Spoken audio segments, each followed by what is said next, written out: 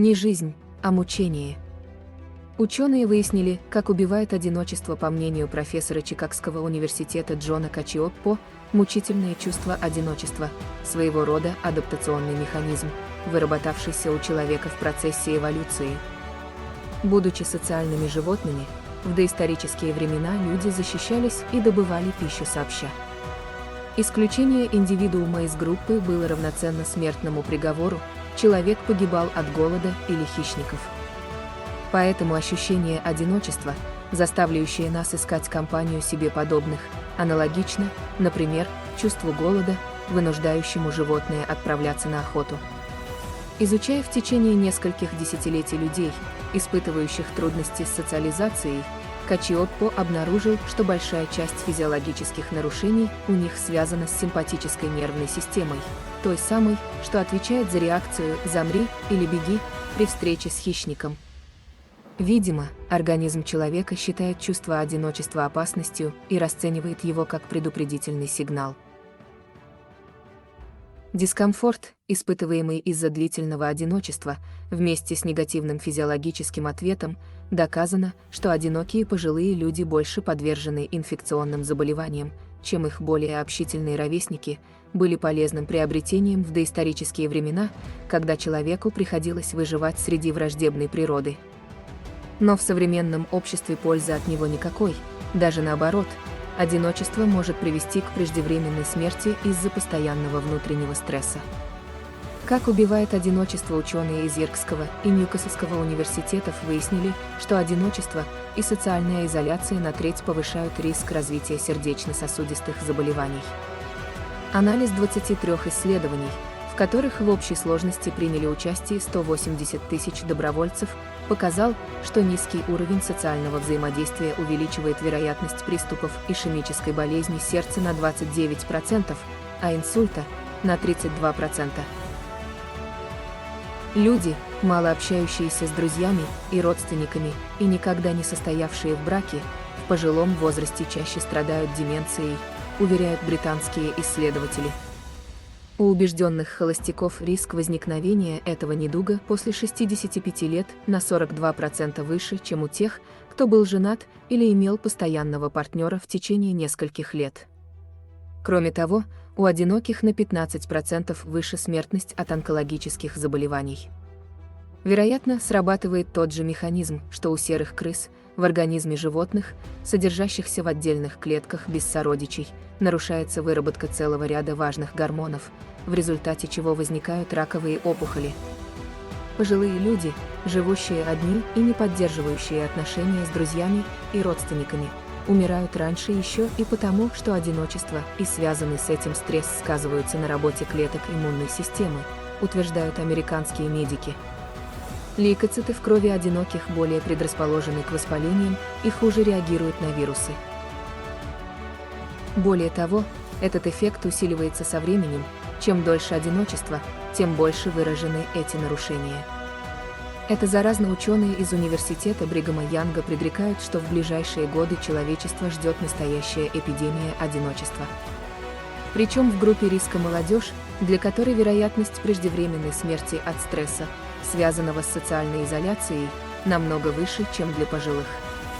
Авторы работы отмечают, что одинокими себя все чаще ощущают люди, живущие в семьях и имеющие много друзей.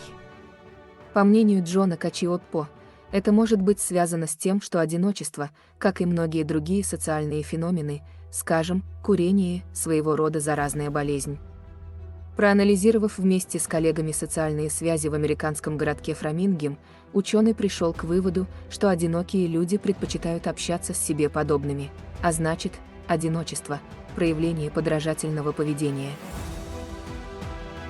Статистика на основе данных, собранных за 50 лет, это подтверждает.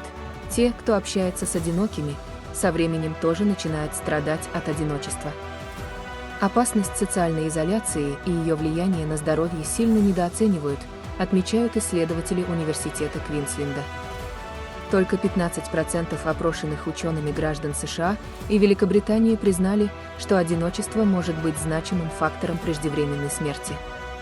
Между тем, согласно данным специалистов из Университета Миннесоты, одиночество в год убивает больше людей, чем курение, алкоголь и ожирение. Ощущение ненужности. Рано или поздно, каждая одинокая дама начинает чувствовать себя ненужной, брошенной. Бывает так, что поговорить ни с кем. У большинства подруг уже есть крепкие семьи и надежные спутники жизни. В таком случае диалог о жизни вызывает боязнь отнять у кого-то бесценное время. Отсюда возникает замкнутость, нежелание говорить о проблемах, отчуждение. Это довольно опасное состояние, если вовремя с ним не совладать, недалеко и до психических расстройств. Зависть. Зависть – это не самое хорошее качество. Но многие одинокие женщины, девушки неосознанно испытывают это чувство. Каждый день, возвращаясь домой после тяжелого рабочего дня, заходить в помещение, где никто не ждет, это больно, страшно, порой невыносимо. А еще сложнее осознавать, что у большинства знакомых все складывается иначе, вот тут и просыпаются обида, злость и зависть. Сейчас очень многие женщины живут без мужчин и не имеют отношений. Однако все одинокие женщины отличаются друг от друга. Кто-то спокойно переносит свое одиночество и даже счастливо независимо от того, есть ли у них мужчина, а кому-то, напротив, настолько плохо, она себя чувствует настолько ущербной без пары, что ей жить не хочется. Женщины во многом слабее мужчин и угнетены продолжительным патриархатом, поэтому веками вырабатывали свою тактику борьбы за свои интересы – женское коварство. Оно отличается от мужского только половой принадлежностью и связанными с ним стереотипами, а так, то же самое отвратительно жестокое, меркантильное, эгоистичное и циничное управляющее воздействие на человека, любого пола. Обычно в ход идут любые средства, так как женщин в основном интересуют только свои личные материальные интересы и интересы ее потомства. Мораль ни разу не интересует, что делает этот метод добиваться цели особенно отвратительным. Особенно ужасно то, что женщины по неопытности мужчины непредсказуемы, а также интуитивно хитры и стараются выглядеть добрыми, поэтому опознать хитрожопую женщину можно только после того, как она получит от вас то, что ей нужно, и бросит. Если женщина использует свое женское коварство, то она делает это сознательно и расчетливо, а следовательно, с юридической точки зрения на нее ложится вина за это. Потому справедливо будет в таком случае ее наказать, хотя марать руки об эту тварь желающих мало, чему коварные женщины, безусловно, очень рады. Вывод: с женщинами надо быть очень осторожным, не полагаться на них, не подставлять им спину, не давать поводов заинтересоваться тем, что ваше по праву, вашими материальными, в первую очередь, так как именно их женщины любят больше всего на свете, и нематериальными ценностями.